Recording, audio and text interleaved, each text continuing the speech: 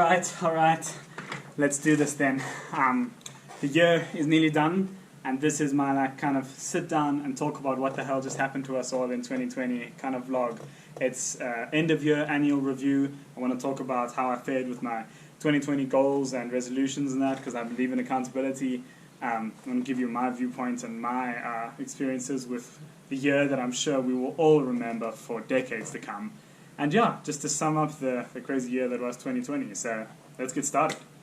So, just like everyone else, my life got upended by COVID. So I started off the year pretty normally. I was actually on a holiday with my family. We went to Cape Town and the Cape Coast. I got to experience some parts of the country that I'd never experienced before. Got to learn some new things, got to do a bit of adventuring. That was really cool, and I'm really grateful for that. And it doesn't seem like that was this year. That seems like it was a long, long time ago. After that, went off to varsity, started with summer school, crushed a holiday module, started varsity, was there for about a month, and then we all got told to go home for COVID. Now, whatever your belief about whether the restrictions that government has put in place this year about COVID are well justified or not, you can't deny that it really sucked to experience a lot of those lockdowns, especially during level 5 and 4, just staying at home alone all day, and being isolated from the friends and family that you're used to experiencing life with was really depressing, and I know a lot of people struggled. I also struggled. I just poured myself into work and just into focusing on maths and learning and doing Udemy courses, and I learned a whole lot of web development, which I don't think I would have learned without COVID, and so I'm grateful for that. But the majority of lockdown was pretty kind of boring and frustrating for me and my sister at home, just sitting here in my bedroom working. But that's one of the bright spots, actually. Throughout lockdown, my sister and I were working out together and doing home workouts, and I was squatting her for several months because we don't have a squat rack or anything, and just working out together and hanging out for all day brought us closer together, and I'm really grateful for that. Above all, I'm grateful for family this year. I got to experience no time with my friends or young people this year, but I got to experience all the time in the world with my family. And as a 21-year-old now, that's not something that every young person can say, that they get to spend so much quality time with their parents at this age. And so, I'm very grateful for that. Some positive things then this year. At the end of the year, I put a lot of attention and focus into actually learning about the US political system, and when the US election rolled around, I kept very much informed about what was happening there, and found a very keen interest actually in the US political system and economics, and just how that whole system works to get someone elected into a democracy, and how that country works. And so that's really interesting, and I really learned a lot from that. And now I'm listening to Obama's book at the moment, and it's even further fueling that interest, and it's just so interesting to learn about how a different culture and that does stuff. One of the other big things that I got involved in this year was the fish tanks. You can see them over there in the corner, but I'll overlay some nice footage of them. Just exploring a different kind of ecosystem and how they work, and learning about a different, smaller form of life, aquatic life even. And it was really interesting when I was stuck at home to have this whole little mini world that I could peer into and control and influence and try and make better for its inhabitants. Sort of like playing God, but just on a smaller scale, and just enjoying the smaller things in life and the smaller little creatures that we inhabit the earth with. And so now, actually looking at the goals that I set myself for 2020, and in particular the New Year's resolutions I set at the end of 2019 for this year, they were mostly a pretty big success, if I do say so myself. My first goal for the year was to sleep at least 6 hours every night, and I really did pull through on this. Even during the hardest part of varsity, I was getting between 6 and 7 hours every night, and being home and being able to set my own schedule really helped in achieving that goal, and I think it kept me sane this year, sleeping and just keeping well rested and keeping healthy. My second goal for the year was to be kinder to myself, and that it's alright to not be a productivity machine and to make mistakes and to not be awesome all the time and not always be progressing further in life in the way you might want to. Definitely being stuck at home and having all your plans for the year kind of curtailed, I very quickly learned to implement this in my life, and I do think I've done a good job of it this year. Just being okay with being okay. Being okay with just passing varsity, with just surviving, with just doing what I can to help those around me, spending time with the people around me, and just trying to make my friends' lives a bit better from afar, helping them with work, or just asking after them and just being present for the people I love. I think I did a good job with that this year, and in particular I feel like I wasn't as hard on myself this year as I was last year. And maybe that's because I'm away from the pressures and the influence of my peers at varsity, and I just had my own opinions and thoughts to myself for a lot of the year, but I definitely achieved on that one.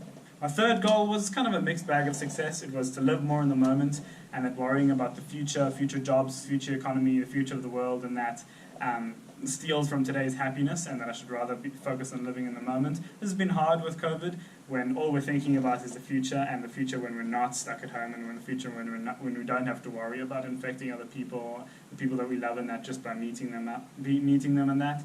And so this one has been hard for me this year. I don't know if I've succeeded in it as much as I would have liked, but also being away from varsity once again, and not being surrounded by my friends who are telling me about their plans, and just having less contact with the outside world, I guess, has made me focus more on myself and enjoy every day-to-day moments a bit more. And so yeah, I don't know what more to say about that. Mixed bag of success. And then my final goal for the year was a resounding success, and that was to read more. I actually read, or listened to, more likely, 28 books this year. There's probably a few more, I might be missing a few. I'm going to make a whole separate video about it sometime. If I've made it by the time you're watching this, I'll link it somewhere up on the screen. But I learned a lot this year just from listening to some really good non-fiction books, and I enjoyed myself immensely with some fiction books that just transported me to another place, another time period, and really excited my mind and excited my imagination. So yeah, I read some amazing books this year. I'm going to try to beat my record next year and listen to 30 books throughout the year. So yeah, it was a really good year of reading, and I felt like I learned a lot. Other notable achievements, in addition to the ones I just mentioned, that I accomplished this year was I passed all my varsity courses for the year, always a cause for celebration. I learned a whole lot of web development skills and managed to get a job out of it, actually, a job that will continue into next year as vacation work and hopefully into the far future. I reached 4,000 subscribers on this YouTube channel, which I'm overjoyed about, so thanks very much. And I got monetized on this channel as well, so thank you to you guys for that. Those are some of the highlights of my accomplishments for the year, and they're mostly due to you, so thank you. And so then, one or two lessons that I learned from 2020, and then I'm going to try to adopt further in life. I'm going to make a whole separate video about the goals and resolutions and things I want to do better next year in 2021. But just briefly, here are some lessons I learned from 2020. The first one is you have to always be flexible. COVID turned everyone's lives upside down this year, and being flexible and nimble and able to change your mindset and change your daily habits and that to better suit the situation you're in is a big advantage and can lead you to a lot more happiness in life if you can just change what you're doing at a moment's notice when the need arises to, and still be happy with your life. That's a really important skill. The second lesson was that I'm a social creature who needs social interaction, and who, despite his best efforts, sitting at a desk all day grafting, it will not make me a happy person. It might make me a successful person, and it might get me closer to some of my more professional goals, but my day-to-day enjoyment of my life is not going to be as much as when I'm spending it working with my friends, seeing my family every day, and spending time even just meeting random strangers at the gym, having social interactions there that you didn't plan on, in the shops, in restaurants, all those small things that I'm sure we all missed a lot this year. I am a social creature, and so I really hope we go back to varsity in person sometime next year, and so we can all start having some more of that social interaction goodness. And then the third lesson from this year is that you can't plan too far into the future.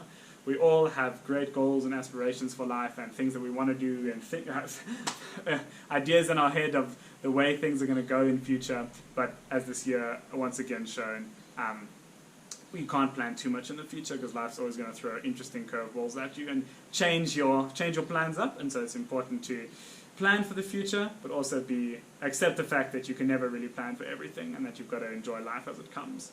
And so yeah, on that philosophical note, thank you for watching my 2020 annual review. Hope you enjoyed it. I hope your year wasn't too bad, and to everyone who suffered through the coronavirus a lot more than me, hope you have a good end of year and you have a better 2021 and that things go better for you.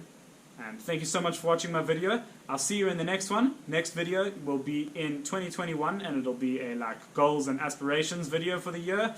Got lots of things to talk about in that, so thank you for watching, and I'll catch you very soon. Have a good New Year's Eve party. Cheers.